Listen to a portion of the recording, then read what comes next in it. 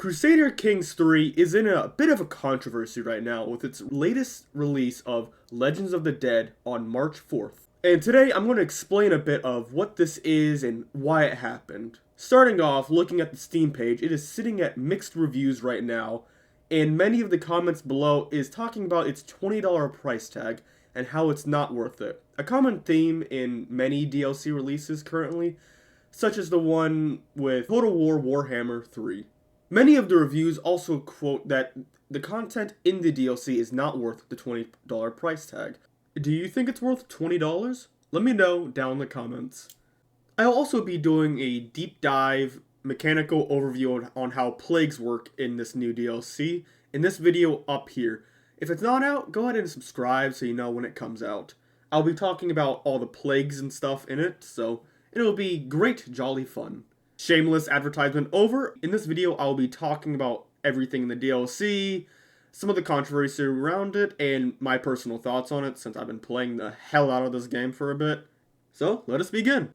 Starting with Legends of the Dead, Legends is a new feature where you can spread legends about yourself and where your dynasty came from. A good example being the Sons of Skoda, exclusive to Scottish characters. There is an achievement related to completing this legend, by the way. Hint, hint. And I might be doing a real-life lore video on what this is, so more advertisement. Anyways, legends come in various types, this being mythical, legitimizing, or heroic, with various effects for the owners, people who promote it, and the baronies and counties that these legends are in. However, they come with a creation cost of a lot of money, usually around 240 gold, some prestige, and they need maintenance every month. Personally, Legends feel a little bit half-baked. Some of the mechanics can use touch-ups, such as Legends don't last. Even third-rank Legends, which are supposedly the most famous ones, only last for 75 to 100 years. So they feel more like a meme instead of a mythical legend about your dynasty. The bonuses are pretty nice, and you do get to make some pretty neat buildings out of them.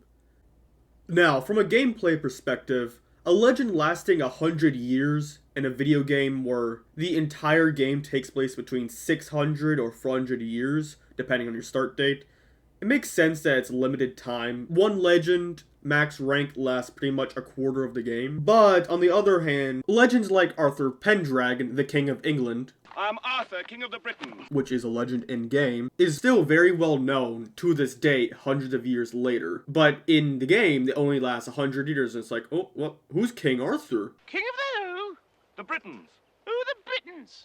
Moving on to the of Legends of the Dead. Hey, before we get to the next part of the video, I'm just gonna say this. Here is right about the point I ran out of memes for the video, and I couldn't grab any more screenshots from CK3 because the game decided to crash on opening, so I've taken it from a sign it did not want me to continue this. So from here, the quality just goes down. Yeah, have fun, keep watching if you want, go complain in the comments, sorry. This is going to be the most controversial part of the DLC, and that is the new legitimacy meter. This is a new bar in the bottom left you can hover over, and this is basically the expectations of your vassals, which they really should just rename it to. This is a bar of what your vassals expect of you, as far as your actions go. So anything you do that is not very noble, or really anything that happens, impact this bar. An outbreak of plague? There goes your legitimacy.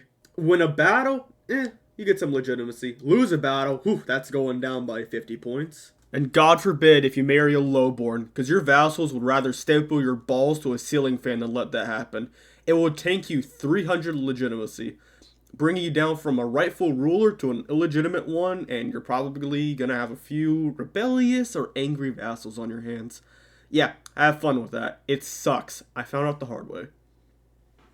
As many reviewers have said, it just feels like a new thing to manage that makes your vassals a little more uppity and not like you and things like that. It does add a bit more of a challenge to keeping vassals in check, but things like hunts, feasts, and other things and activities do raise your legitimacy, so it isn't that hard to manage. You just pretty much throw gold and sway at it. Moving on to the dead. The biggest thing about the DLC adds in is plagues. This ranges between everything from typhus, dancing plague, and the big bad itself, bubonic. All in round, there's no complaints here. It's exactly what it is. It's deadly.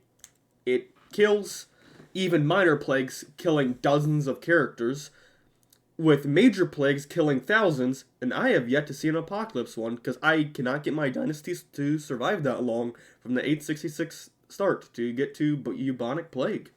So it's all around fun, except when it kills your doctor. Just saying. All in all, I will give the DLC 3 Plague Rats out of 5. I can see where the devs are going at with this, and I have no doubt that they are going to update and change a few things and make it work better as the community gives its feedback. So I expect it will be pretty good in the future. It's just kind of iffy right now. The plagues are great though. My only real criticism with the DLC is that it's more money to spend, more activities to do, more little things to manage. Instead of being Legends of the Dead, they should have made this trades and plagues and added trade routes and plagues spread along those like they did in real life. But hey, I'm not a game dev. Paradox probably has its reasons. Anyways, have a good night. Don't catch the plague. I'll see you next time.